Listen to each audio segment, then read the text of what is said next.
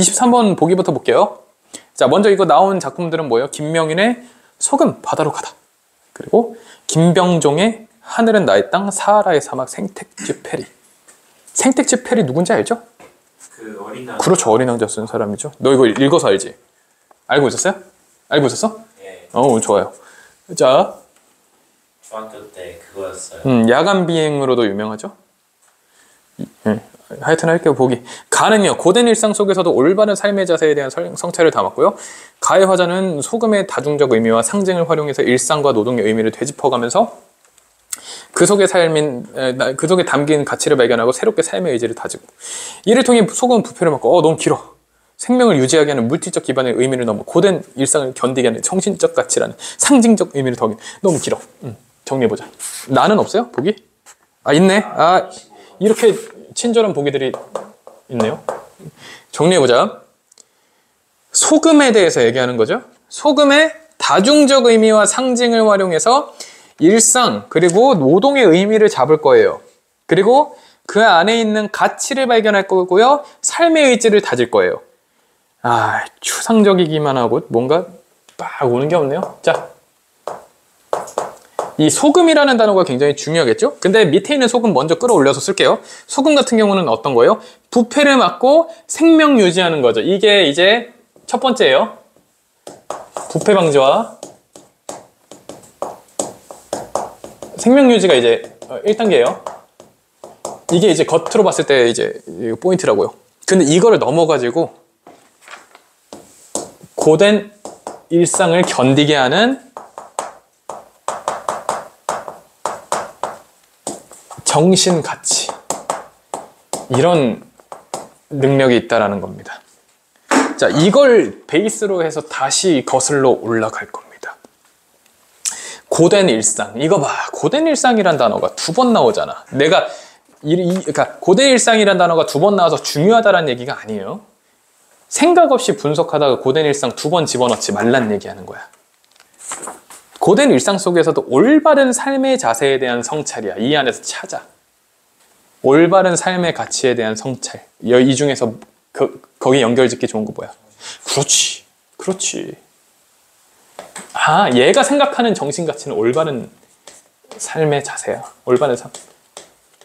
추출이 잘 돼야 돼요, 이렇게. 그리고 다시 되짚어봐. 소금의 다중적 의미. 다중적 의미, 얘들아. 썼어. 다중적 의미. 땅땅, 나지? 땅땅. 더 나올 수도 있어요. 그리고 뭐예요? 상징. 일상과 노동의 의미. 어디로 연결할 거야? 노동 어디로 연결할 거야? 그렇지, 잘했어. 문제 없죠. 그리고 새롭게 삶의 의지. 이건 같은 말이잖아. 올바른 삶. 문제 없죠. 이게 가다. 정리해볼게. 가는 이제 소금이 베이스가 될 텐데요. 소금 우리가 아는 거. 부패 방지, 생명 유지. 좋아요. 근데 이게 이제 더 나가서 더 큰 상징으로서 확장될 수 있어요. 뭐예요? 고된 일상, 노동과 같은 것들. 얘네를 견디는 정신가치. 어떤 정신? 올바른 삶을 살겠다라는 정신. 깔끔하잖아. 얘들아, 보기 분석 잘하라고. 보기 분석 잘하면은 이거 지문 안 읽어도 돼. 쌤이 봤을 때는. 진짜로. 잠시만요. 너네가 틀렸다라는 게 몇 번이었죠? 23번 틀린 사람 손? 처음 했을 때 23번 틀렸어요? 이거 고친 거예요, 이거? 창윤이? 예.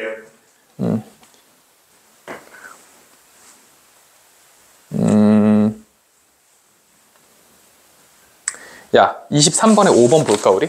지문 보기 전에? 보기 분석 이렇게 했죠? 보기 분석한 거 바탕으로 5번 한번 볼게요. 흐린 눈으로 소금 바다 바라보고 드넓은 바다로 돌아선다.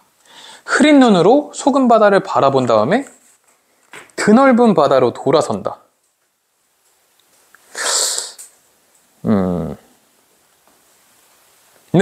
것은 무의미하게 반복되는 일상의 노동. 고된 일상에서 벗어나갔고 정신적인 가치를 지닌 이상세계에 대한 지향의지. 그럴듯하네요. 지문상으로 봤을 때 그럴듯해요. 근데 여기서 우리가 체크를 해볼까요? 이상세계. 아니요. 요걸 잡아야죠. 5번은 뭐라 그랬죠? 벗어나. 네. 정답이죠, 5번.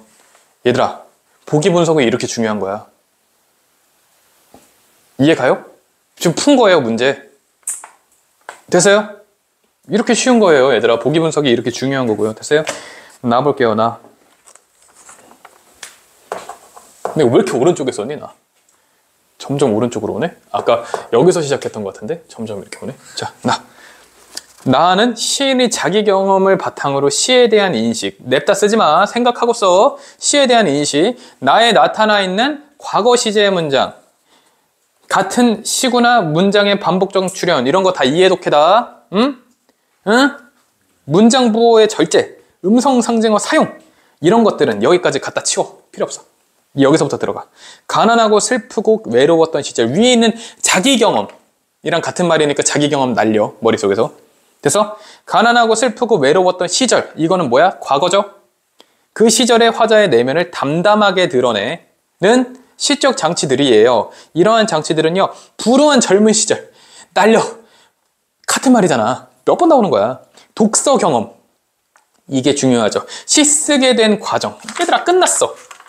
마지막 문장밖에 없어요, 이 안에. 봐봐. 불우한 젊은 시절보다 어떻게 뭘 고르든 상관없어요. 어쨌든 가난하고 슬프고 외로웠던, 이거를 불우한이라고 그냥 정리해볼게요. 그거 나와 있으니까. 불우한 과거.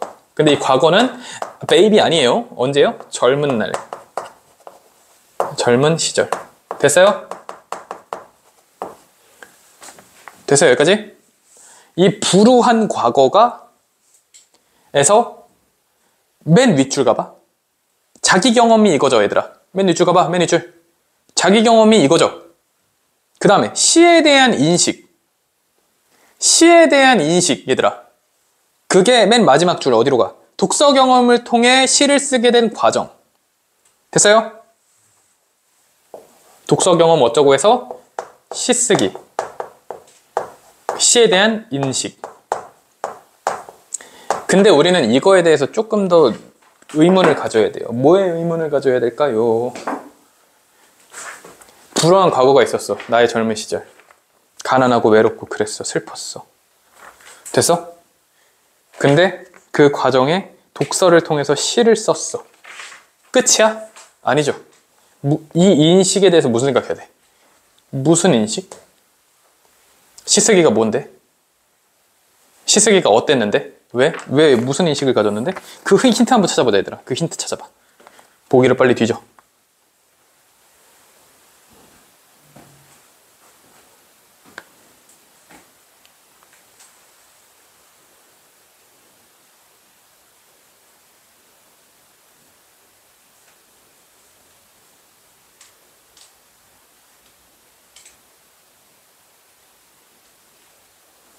자, 이거예요. 모르겠어? 불우한 젊은 시절에, 그 전부터 쓰던 시에 대한 얘기를 하는 게 아니고 뭐라 써있어? 불우한 젊은 시절에 독서를 하고 시를 쓰기 시작하지. 쓰게 된이잖아. 이때 이거를 시 쓰기를 시작했다라는 거야. 단순 인식이 아닌. 그렇다라는 거는 여기서 벗어나는 기제가 될 수 있다라는 힌트. 그리고 과거를 담담하게 얘기하고 있다라는 것도 글쓰기를 통한 변화라고도 생각할 수 있겠다. 이렇게 이제 힌트를 좀 찾아내면 돼요. 됐어요? 그러면 이게 극복의 과정일 가능성이 크다. 됐습니까? 지문 보고 끝내면 될 것 같아요. 가부터 볼게요. 아까 가 썼을 때 가 볼 걸. 가. 자, 내 몸이 소금을 필요로 하니. 소금은 뭔데? 내가 고된 일상을 견디게 해주는 올바른 삶의 정신가치야. 됐어요? 날마다 소금에 절어가며 먹장 매연 세월 썩는 육체를 안고 가는 여행. 힘에 겹네. 아우 힘들어. 지금 완전 노동 중이야. 됐어? 썩어서 부식토가 되는 나뭇잎이 자연이 이렇게 해? 그러면 한 줌 낙엽의 사유라도 길바닥에 떨구면 따뜻할 거야. 됐어요?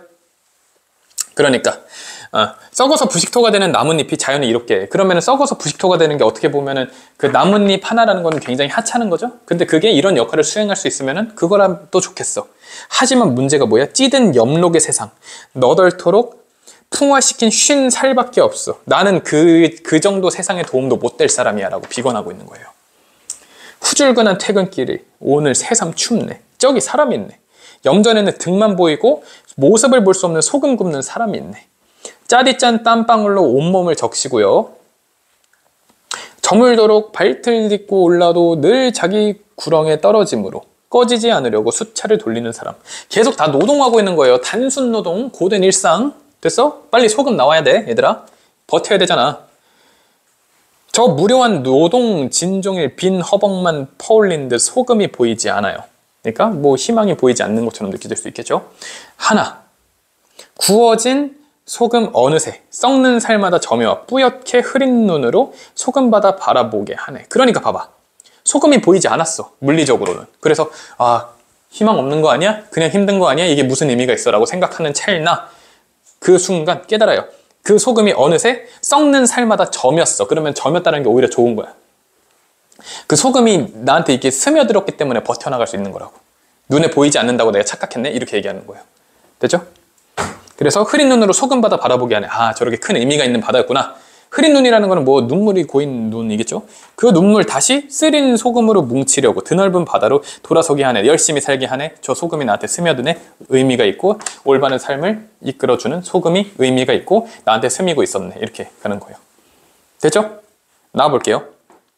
여상을 졸업하고 더듬이가 긴 곤충들과 아현동 산동네에서 살았다. 고아는 아니었지만 고아 같았다. 사무원으로 산다는 건 한 달치의 방과 한 달치의 쌀이었다. 가난했네요. 불우한 과거 나오죠? 됐죠? 그렇게 꽃다운 청춘을 팔면서 삽니다. 꽃다운 청춘을 팔면서도 슬프지는 않았어요. 불우한 과거지만 슬프지는 않았어요. 가끔 대학생이 된 친구들을 만나면 이 사람은 지금 상업 고등학교를 나왔기 때문에 그냥 바로 일에 들어간 거예요. 대학생이 못 된 거죠. 만나면 말을 더듬었지만 등록금이 없어 학교에 가지 못하던 날들이 이미 과거에. 지금 일하고 있죠. 고아는 아니었지만 고아 같았다. 또 비슷한 게 나오죠. 비키니 옷장 속에서 더듬이가 긴 곤충들이 출몰할 때도 말을 더듬었다. 막 벌레 나오는데 사는 거예요. 됐어요? 뭐 일요일에는 뭐 산아래 아현동 시장에서 혼자 순대국밥을 먹었다. 얼마나 외롭겠어. 고아같이 살고 있다라고 얘기하는 거예요. 이렇게. 불우한 과거인데 지금 되게 담담히 얘기해요. 담담히 얘기하고 뒤에서 나왔던 여러 가지 표현법들을 활용해가지고 과거를 얘기하고 있는 겁니다. 문제 없죠? 그리고 다시 나와요. 여상을 졸업하고 약간 뭐야? 안현미 거짓말을 타전하다 지금 보고 있는 거죠? 지금 내가 아까 나를 얘기 안 하고 다만 얘기했나 봐. 그죠? 나가 밑에 붙어 있었는데. 그죠? 이게 지금 나 얘기하는 거 맞아요? 문제 없죠? 자, 여상을 졸업하고 높은 빌딩으로 출근했지만 높은 건 내가 아니었어요. 높은 건 내가 아니라는 걸 깨달았는데 꽃다운 청춘을 바쳤어요. 억울하진 않았죠. 불 꺼진 방에서 더듬이가 긴 곤충들이 나 대신 잘 살고 있었고요. 빛을 싫어하는 것 빼곤 더듬이가 긴 곤충은 나랑 비슷했대. 가족은 아니었는데 가족 같았고 불 꺼진 방 번개탄을 피울 때마다 눈을 시렸다.